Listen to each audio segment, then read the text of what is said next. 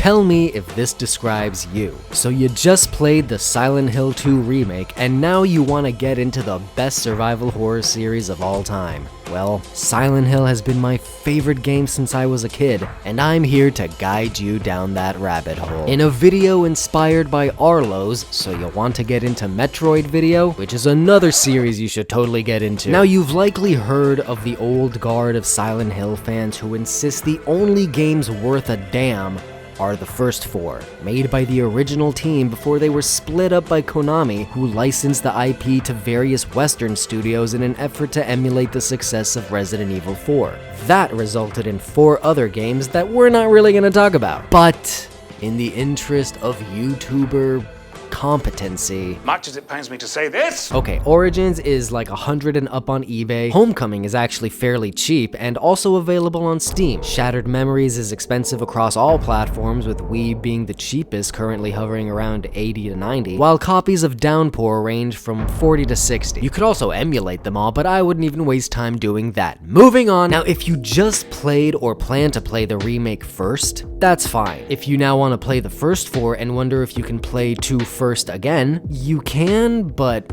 I don't recommend it. Like, why even bother? However, if there's one thing I must suggest, nay, demand you should not do, is play 3 before 1. 3 is a direct sequel to 1, and it crushes my soul every time I hear someone say, I played 2 and really liked it, but then I played 3 and it wasn't as good. So many of the things that make 3 amazing cannot be understood without playing 1. And you might as well play the whole series in order. 1 and 3 are directly connected to the main story, and 2 and 4 are like side stories that still bring a lot of lore. So it's a nice pattern they got. One gives you a break from the other. And also, I think 3 hits even harder with a little bit of time between it and 1. Okay, got it? 1, 2, 3, 4. Now for the surprisingly not so hard anymore these days part. There's actually a few ways to play the original without paying ridiculous amounts for a used PS1 game. If you have a PS3 or PS Vita, you can get it digitally for just $6. If not,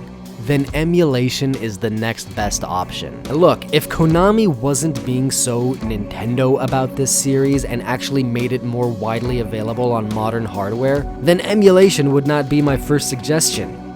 But they are.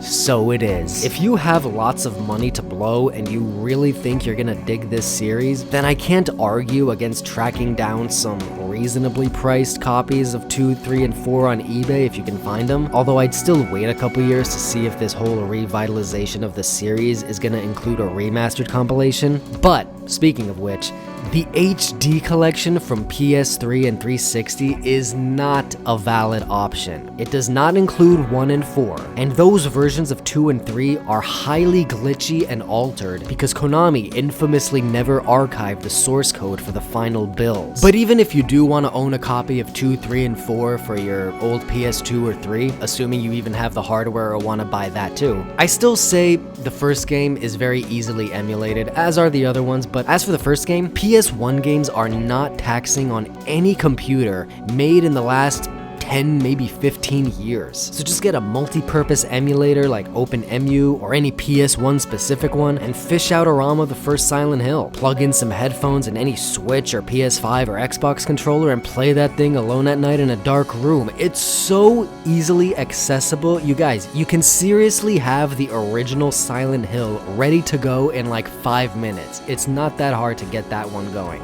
Even more fortunately, modern computers can also handle PS2 games really well. So just get an emulator like PCSX2, find the ROMs, and enjoy. Now there's also another option for the original Silent Hill 2. Look up Silent Hill 2 Enhanced Edition, a really good fan-made remaster of the PC version. There's also another option for 4, which is available on this website called GOG.com. For just $10, you can just buy it. However, these 2 versions are only available on Windows. But either way, look at this. Only 2 gigs RAM recommended for 4 and only 4 gigs recommended for 2. And this 2015 MacBook Pro I'm making this video on is 8 gigs memory. So while these 2 versions require Windows, any modern desktop or laptop, Windows or Apple, can handle PS1 and PS2 emulation perfectly fine. So that's about all you need to know to get into the series. So with that, I'd like to welcome you to Silent Hill, a quiet little lakeside resort town that will move you and fill you with a feeling of peace. I hope your time here will be pleasant and your memories will last forever.